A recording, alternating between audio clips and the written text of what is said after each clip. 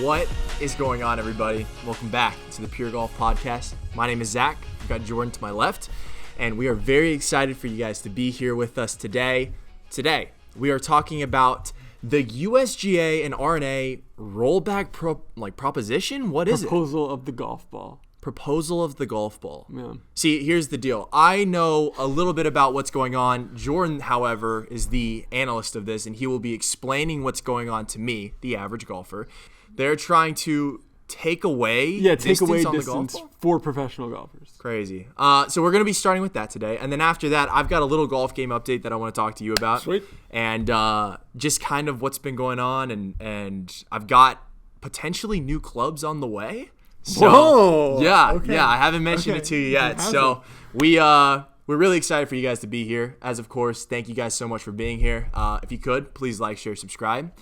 Whatever you guys do means the world to us. And yeah, that's all I got. You got anything else? I got nothing else. If you guys are enjoying the podcast, thank you guys. We love doing this stuff. It's really fun that we get to have a platform where we can just talk about literally whatever. Anything golf related. Anything golf related. And so you guys make this possible. Thank you so much, genuinely. So this will be coming out Thursday, obviously, if you're listening to this right now. And then we will have a golf video coming out Saturday, My Road to Break 80, episode 6, Sweet. which, by the way, the ending, I'm not going to spoil it, was absolutely insane. I've never experienced something like that before in my Really life. excited I'm to being watch. serious. And so, and then after that, be on the lookout. Next Monday, we will have the tournament recap. I'm sorry. Valspar. Valspar. I don't even know what a Valspar is. Valspar is, okay, so it's a paint company. So actually the tee boxes are paint cans here. It's actually kind of cool. Are you serious? Yeah, it's kind of cool. Be on the This lookout is one for I've that. been to a few times. That's It's sick. cool. Yeah. That's sick. Yeah.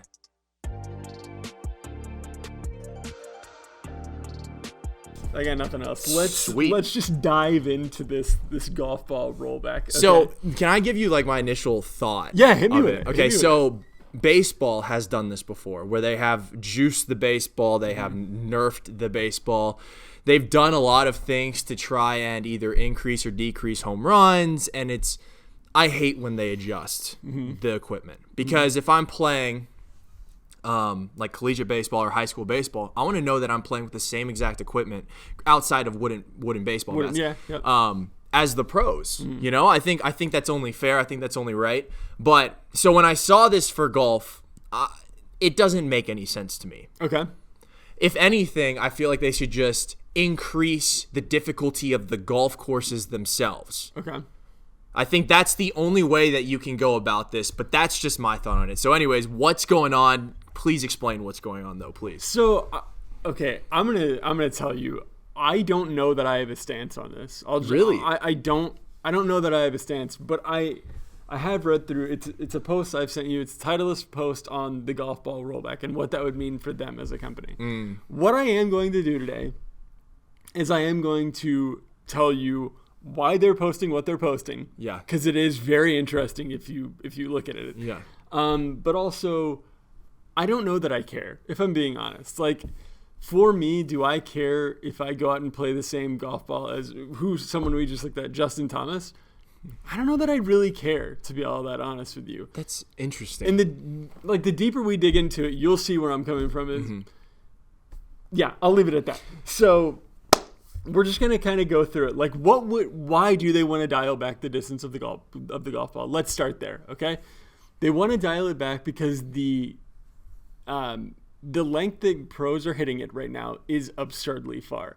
And as technology gets better, it's not going to go any shorter. Okay, so at some point, the argument that I've seen is, they should have dialed the golf ball when Tiger Woods came on tour, but he was only one man hitting it that far. Right. Now you have everyone beginning to hit it that far. Tiger's swinging the club the slowest he ever has and hitting it almost as far as he ever has. So why is that, though? Is it just strictly the clubs themselves, the technology is just that much better? Or is it is it like the athlete? Are they just getting more athletic? What is it? It is a combination of everything. The clubs are that much better, and they're that much more forgiving. The golf ball is way, way, way better than what it ever has been. Like, in terms of, like, you're talking about, like, juicing the ball in baseball, the golf ball is definitely much more juiced than it's been in the past. Interesting. Okay. But also, aside from that, you also have every golfer on tour is training at a high level to get club head speed, to hit the ball farther. So they're testing the golf ball that they want to hit it at 127 miles per hour. We're not there yet.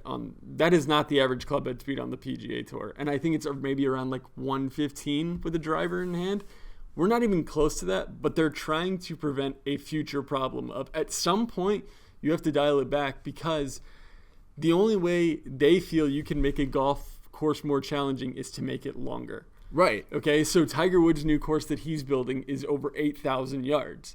Yeah. And you have to look at it from the golf course architect's point of view. Is we can't just keep making it longer. At some point, like 7,000 used to be a pretty long ways back. Now we're at 8,000. When are we going to hit 9,000? Because then from their point of view, you have to buy more land, you have to take out more trees. People hate when we cut down trees right now. Right. So from their point of view, I understand every side's point of view. The pros are not going to be for this change because no pro wants to hit the ball shorter, and no TV viewer wants them to hit the ball shorter. We love seeing Rory hit it 330 yards because it is an absolute accomplishment. However, let's dial it back from it's not even my point of view. The other side of the argument is on this post that Titleist has made, they're talking about how pros and amateurs play the same equipment. No, they don't. And the fact that you are saying that they do is wrong. I promise you, just because you can buy the same club head as Rory and Tiger and those dudes. Right. No, you are not, number one, because they have much more research and they have way different shafts. They have like puring of shafts. They have everything that goes into that, because we as common people would never spend that type of money, and we could never understand that $1,000 shaft that they have in their golf club. Right. It's available to us, but we would never buy that. It's not the same equipment. Yeah, I got that. I get that. That makes sense. That does make sense. Sorry, continue. Other than that, it's like the same. Yes, we can buy the same golf ball as them. I get that. But they've also spent years, and I mean years, of this company marketing to us that we shouldn't play the same golf balls as pros because we're not as good. We don't generate the same club head speed. We don't spin the ball as much. They are now contradicting themselves because they've been marketing to us, so is Bridgestone, of why we shouldn't be playing the same ball. Of if you use this ball, you could gain more distance if you use this more amateur level ball. They are contradicting themselves, whether they want to say it or not. They are, because I've seen the ads for being in the golf industry, like 15 years now. Yeah. So I kind of sit atop the fence of, would it be better for the game of golf long haul? Yes. Are you going to get an uproar of feedback? You are going to get the absolute uproar of feedback. Sure. So my question is they have done things already in golf, and to prevent the clubs themselves, they've put restrictions on the clubs themselves. Sure. Right? Yeah. So why haven't they done that with the golf ball? Like, why are they trying to reduce it now? Why haven't they done the same exact thing with the golf ball? Because you just said the golf ball technology has been improving. I don't know the answer to that question. I don't think we ever saw golf technology getting this far as it has 20 years ago. I just don't. But I don't know what you do to bring it back in, because, like I said, at 127 miles per hour, it's not there yet. But the way that athletes are getting better, 90 used to be the number to break in baseball, of throwing a pitch 90 miles per hour. Agreed. How many pitchers are almost every pitcher throws over 90 now, right? We are getting faster. We are getting stronger. And we understand how the body works better than we ever have. At some point, you have to dial it back, because in baseball, okay, it's more home runs. In golf, there's the effect of you're cutting more trees down. All you can do is lengthen golf courses, they think. Actually, that's just the Band-Aid fix, because lengthening a golf course when you're as good as them doesn't make the course that much harder. What's interesting about baseball is that they did a sports science thing, and back in the day, Aroldis Chapman was the only person that could really throw over 100 miles an hour. And now you've got a lot of people that throw over 100 miles an hour, it's a thing. There's a limit to how hard you can throw a baseball, but what's the limit to club head speed in golf? Let's take a look at who is I think Cameron Champ is second in club head speed. Let's take a look at who is first. Brandon Matthews is number 1 on the PGA Tour at 126.6. So no PGA golfer is 127. Cameron Champ is second at 125, and Will Gordon third at 124. No golfer is there yet, but they are simply trying to prepare for the future, because at this rate, no golfer was at 120 miles per hour before. Right. And now we're like the top end of the tour is like 118 and up. How much longer is that the case? Because I mean, you kind of go to the story of the 5-minute mile. Like, nobody thought it was possible, and then one person did it, and then we just start breaking down barriers. And that's a great point. Like, I get that. It's at some point you have to think about like long term in the future. And I know as the audience taking in tournaments and everything, we don't want them to hit the ball shorter, but wouldn't it be cool if Rory's numbers were more human and more applicable to us? Rory just hit a 7-iron 170. Like, I feel like I can do that. Like, now, does he have a 5% slower ball? Sure, he does. Yeah. But it does, in this weird way, it also makes it more relatable, because you and we aren't going out there and carrying driver at 330. We're just not.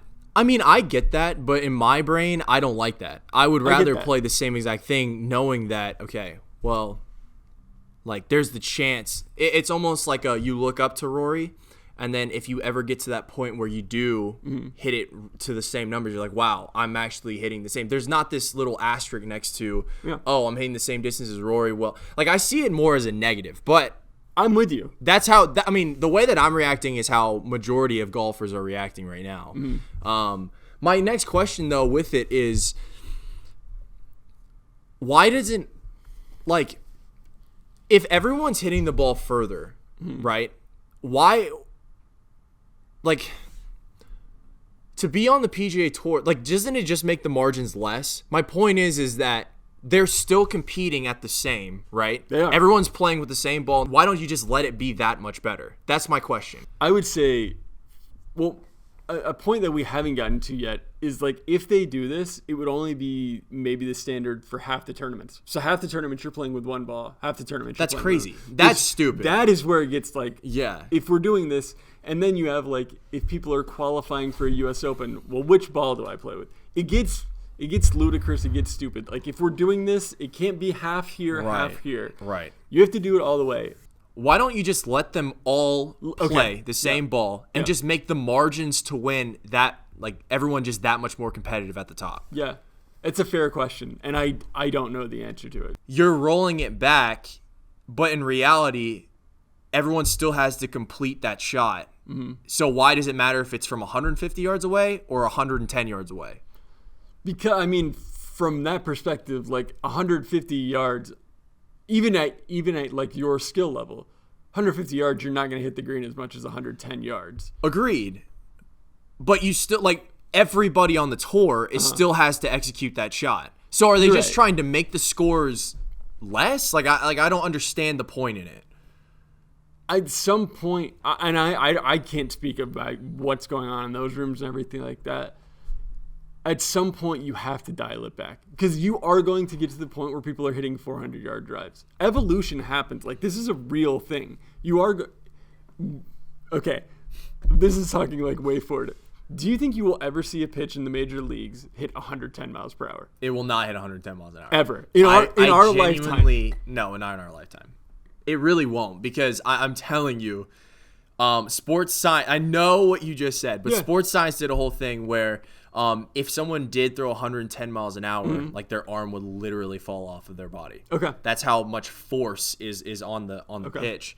And because of the way that the ball is and the way that it's coming out of the hand and, like, gravity and the wind resistance, it's physically, like, impossible. It is physically impossible. Okay. Yeah. Okay. I didn't expect that answer. I will actually sit here and take that bet. If I see a 110 mile per hour pitch, I'm giving you a text and saying. Yeah.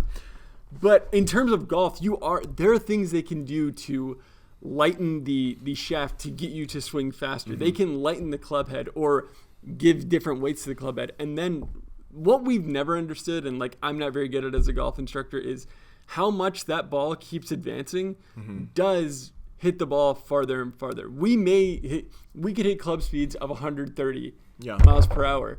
Sorry. In our lifetime, in the next 10 to 15 years, that could be a number that is on the PGA Tour. Kyle Berkshire, I forget what his is. Yeah. It's way up there. Yeah. But he's proven that it's possible. Other people are going to come along, younger, know how to train better and all that. Okay, so I think it's possible. My thing is, we just talked about how frustrating it is that they may potentially split the tournaments, where it's like half of them they use this rollback ball, half of them they use the actual golf ball, right?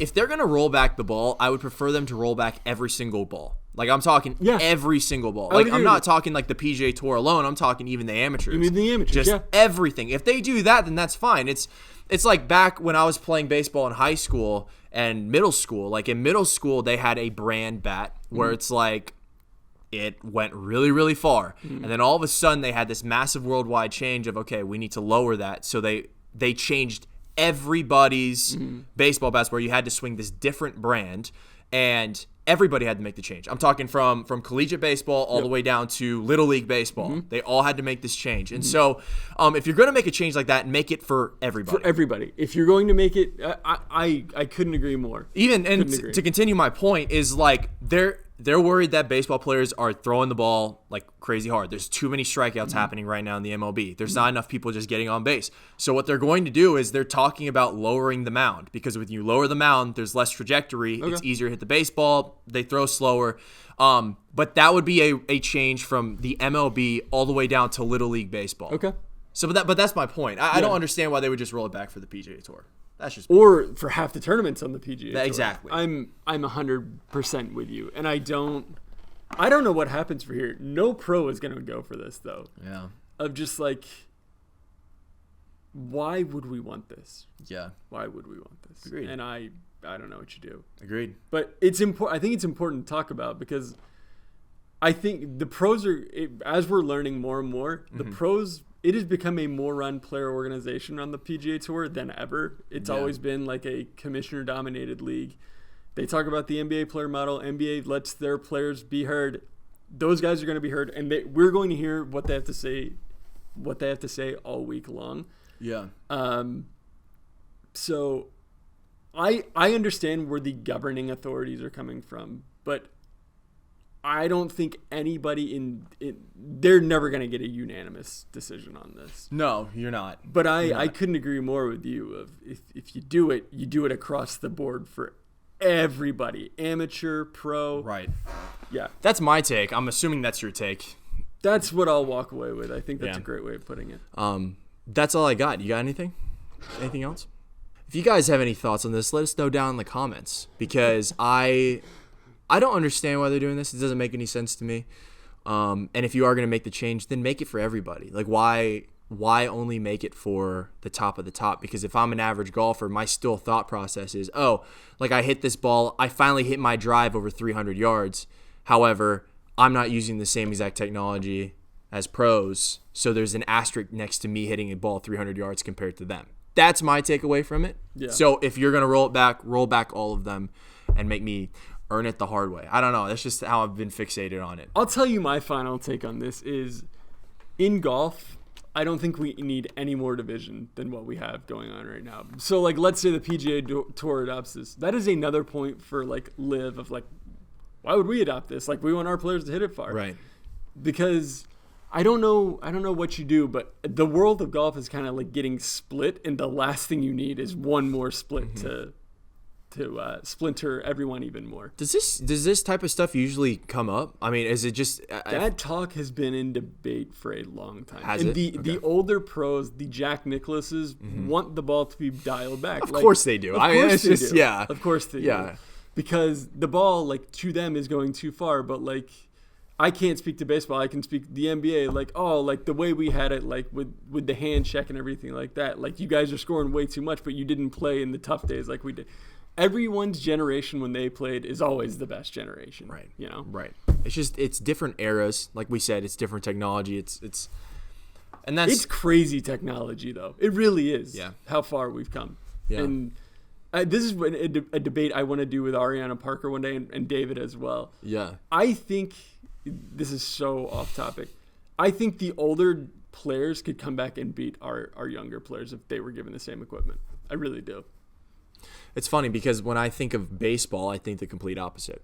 Yeah. Like Babe Ruth, I think would get absolutely destroyed by any pitcher, like starting pitcher in the MLB today. Really? Because they, in my opinion and what I've heard, I mean, they weren't throwing 100 miles back then. Sure. 100 miles an hour. So it's like it's just a completely different era.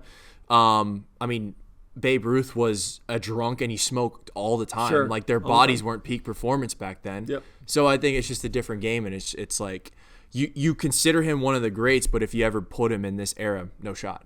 No shot. Interesting. I think like you've seen the clips of like Tiger hitting the center of the club face every time, and it's just like, yeah, this is crazy to me. And I think those older guys, the technology was so unforgiving that they had to find the center of the club face every time. Yeah. But the technology now is so forgiving. And I can see that with golfers. I really can. Yeah. Yeah, I mean it's. But we're allowed to make these athletic movements now because of how forgiving the face is across the ball. Right. I agree but if with that. you brought these guys back of hitting the center of the face over and over and over, they will. I think they are more pure ball strikers than any people we've ever seen. I don't even know that that's relevant to this podcast, but it's something that I wanted to dig into. It's something interesting to talk about. I mean, it's good. I like these types of discussions because it's like a. I was talking to one of our clients about, and you edit all this out if you want. And I asked him, I was like, if you gave those older golfers the same technology as today, and he took it a completely different way. He thought I meant the TrackMan technology. And he's like, yeah, if you gave those golfers TrackMan, I think it completely changes how they prepare for every tournament. And I was like, no, I mean the club heads. Right. He's like, oh, that's a more interesting part of like the way we train with TrackMan and weights and all that stuff has completely changed the game of golf. That is like, I agree with you on that. Yeah. That is really fascinating. So it's just something that I just want to talk about one day of like, and I know people have differing takes than me, and that's great, but it's just something I think about from time to time. That's interesting. I think we're spoiled by the equipment that we have, which is a cool thing, and it's grown the game. It's grown the game. It really has. So all we want at the end of the day is to grow the game of golf and the game of golf to be successful. And it was really successful during the pandemic.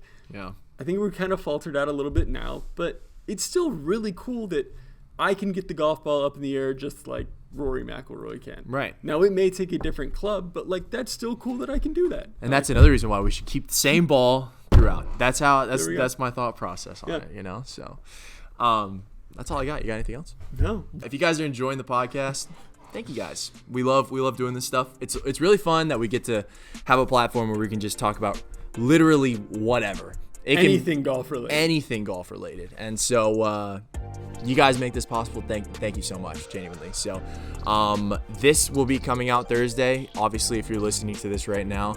And then we will have a golf video coming out Saturday, My Road to Break 80, episode 6, which, by the way, the ending, I'm not going to spoil it, was absolutely insane. I've never experienced something like that before. Really excited. I'm being serious. And so, and then after that, be on the lookout. Next Monday, we will have the tournament recap.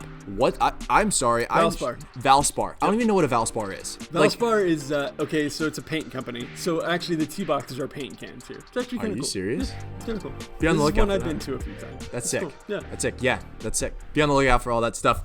But let's jump into my story, my golf game, because it's kind of interesting. It involves me buying clubs, potentially. Yeah, hit me with this. What's going on here? So basically, it all started with my dad, because my dad has very, very old golf clubs. He bought it from Play It Again Sports. He just got into golf, when I got into golf, but he hasn't been as religious in practicing and playing and stuff. He just plays because I play, right? Yep. That's kind of how it is.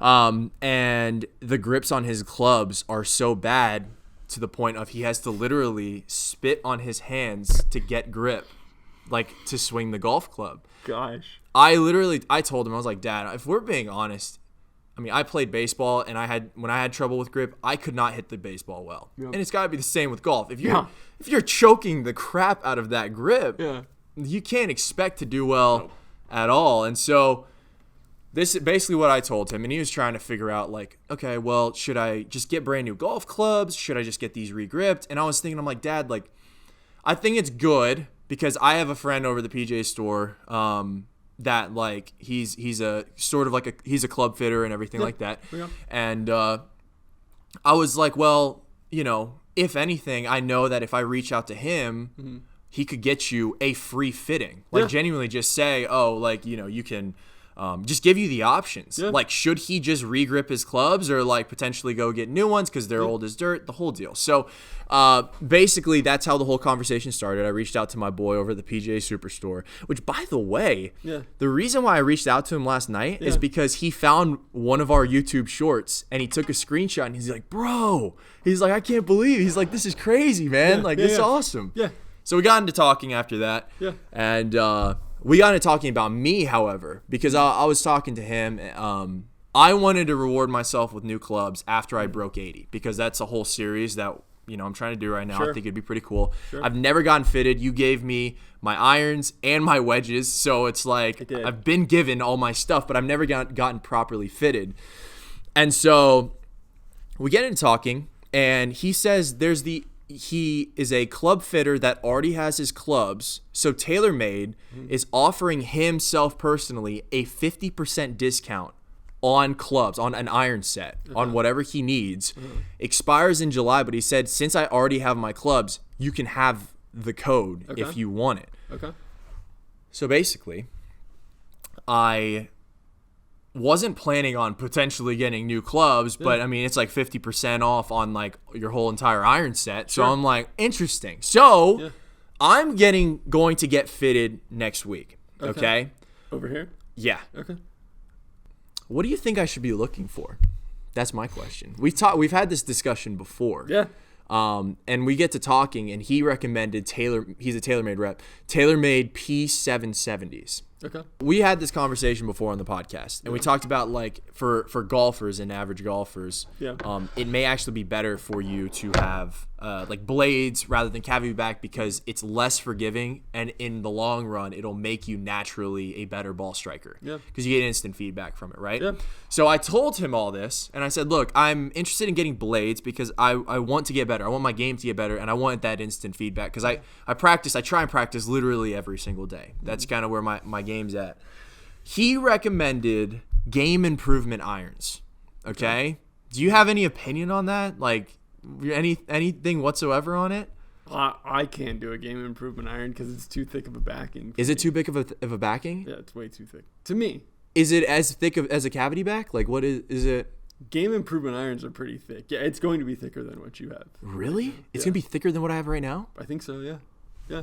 I mean, for me, game improvement irons, like that is like the ultimate forgiveness thing. Really? Yeah.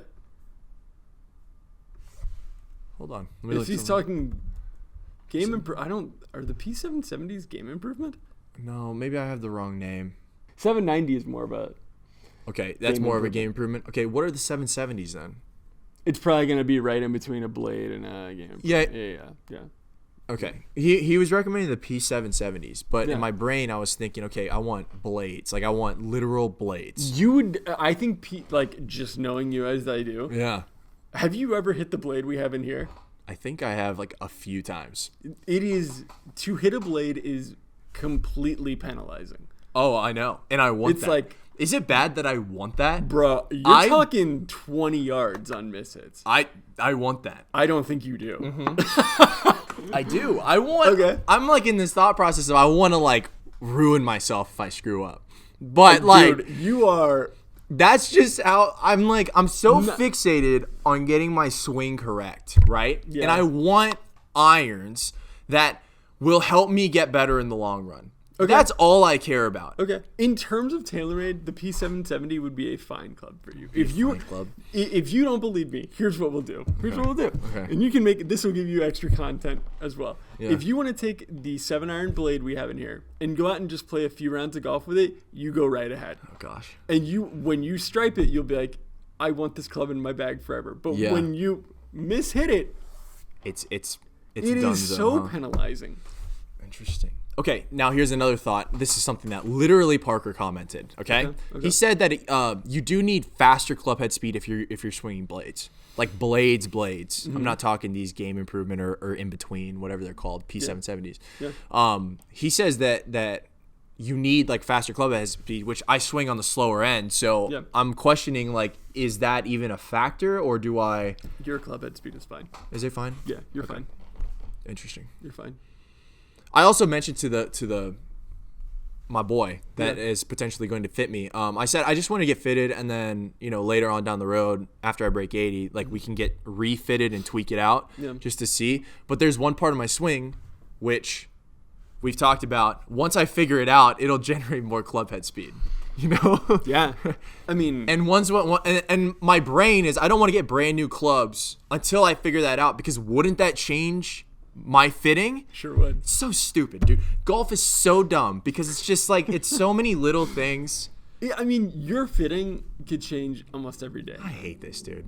But like that's the great thing about club fitting, but that's also the con to it is like it changes every day. Yeah. And like the fit that they give you today, once you adapt to it, it could change a week from now. Like that's at every level. That's at every level. True. So like tour players are constantly changing their shafts, the club head, like the wrench in the driver. Dude, it's constant. Like that's why this game is also so great, is because there's always a way to get better. True. It's like, oh, maybe it's as simple as a club fitting, or maybe it's just turn the wrench a little bit in the driver, True. It's stupid little things. I feel bad for the people at the range that bring the wrench for their driver. Yeah. They swing one time and then they adjust it and swing, and they do that. I've seen countless people do that, and I feel bad because it's tough. It's a tough road to go down. But that's what also makes the player who adjusts like fewer things like less often often will succeed more than the player who's constantly trying to fit the puzzle pieces in. That's true. Yeah. Because like if you're constantly problem solving, you're not actually playing golf. Yeah. If you're constantly adjusting, I did this wrong in my swing, as opposed to stepping up and just hitting the next shot. Yeah. The game of golf is hitting the next shot or the current shot, whatever. Yeah, and now that we're talking about it, we always go back to like when you're just playing, just be athletic. Just play the game. Don't think about all those minor tweaks. So in terms of that, it definitely makes sense. It frees up your mind, and for you, like, here's the hard part to hear right now. No, like I want you to lay it on me, because this is good. When you're going to get fit, like, dude, as soon as you get fit, it could of course be better the next day. But like, you can't make it better. So like, that's kind of like us as a company too. Is like we're always trying to become better. You and I are obsessed with always becoming better. I know. But the downside to that is we want to be better right here, right now. But that's not golf, and it's certainly not club fitting. Right. Yeah. I get that. But I take the blade. Just go I'll play take with the it. blade. Because I was in here hitting it, and I'm just like, this feels so good on the pure hits. But seriously, 20 yards short of your target on just what you feel is like a fraction of a miss hit sucks. If you want to have your ego tested, hit it. Yeah, I'm kind of at that point. I want my ego shattered. That's why I genuinely just want to. Bro, you may that blade that we have over there may be like, I'm good with golf for a little bit. Really? Madden. Yeah, it's hard. I'm gonna take it on the driving range and we'll see what happens. Please do. Like, I'm all for you getting like fit for new clubs, because what you have doesn't like, it's not for you, but it's kind of like, I always come back to basketball. Sorry, it's what I grew up with. No, you're fine. Like, that's whatever. You could have like a very nice basketball, but sometimes you just gotta play with like what's left at the playground, and that's what you have. You have what was left over, what we gave you. No, and funny. It worked. By the way, I swing AP2s, and like everyone that I've like said, I swing AP2s, they're like, yeah, those are good clubs, They're good clubs. But actually getting fitted at, I've never gone through the process, and that's why I'm kind of like, do it. I want to try it out, just see what happens. Are you doing it in the glass part or the free part over the pit? Okay. I don't know. Okay. I mean, he's doing it for free. Yeah. So I mean, it's just like, I don't know. I mean, we're gonna go. I'm gonna ask him if I can video some of it, because I think it'd be cool to get on footage and just kind of talk through some of the numbers and that type of stuff. Sweet. And hit it. I would tell you, I know you're going TaylorMade, but if you're going to do it, you owe yourself to hit other clubs. I got you.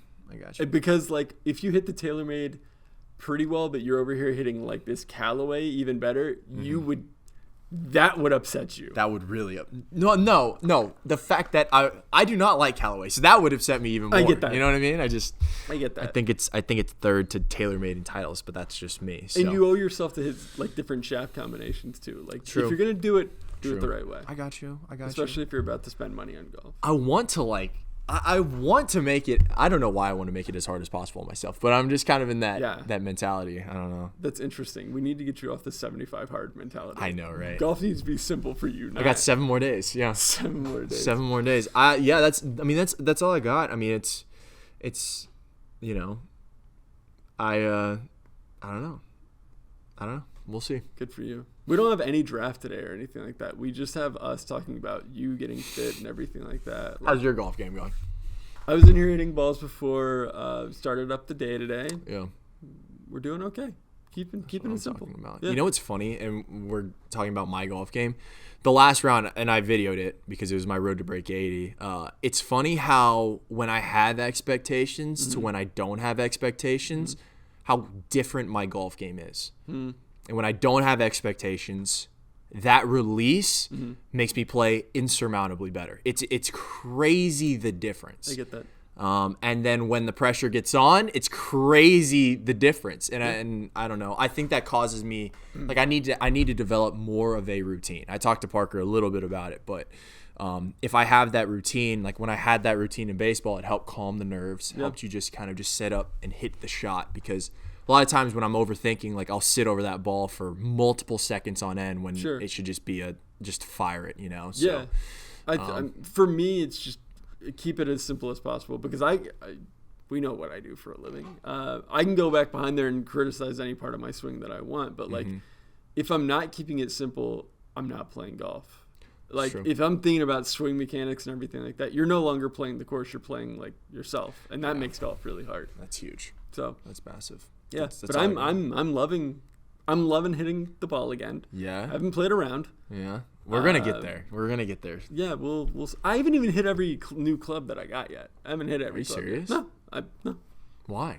I just haven't. Like I'm good at the pace I'm taking it, but like I haven't hit a golf ball on grass in years now. So we'll see. See, if I were you, there'd be like an itch for me to like disguise myself at the driving range and to just go hit golf balls and just, you know, disguise myself. What would I wear? Some type of top hat. Yeah, is that all we got? Do we have anything else? I can't. I'm really looking forward to your video this weekend. I think a lot of people think I know what's coming on YouTube. I absolutely don't. I have no idea. Jordan has no idea because I tune in with everybody else to figure out. Well, what are we posting today?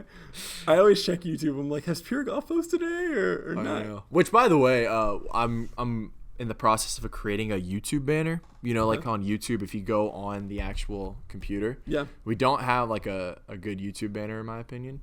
And the YouTube banner itself, like you see how it just says My PureGolf.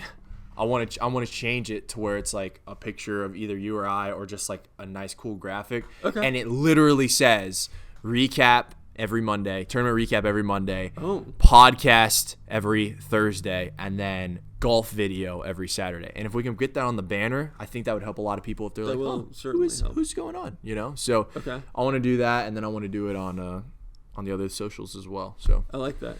Now, idea. if we just got to get the word out a little bit more about it all. I know. I'll try on Canva, but you know that's always a hit or miss with me, like with visual graphics. So I may need some help on that, but I can maybe help. You can maybe help.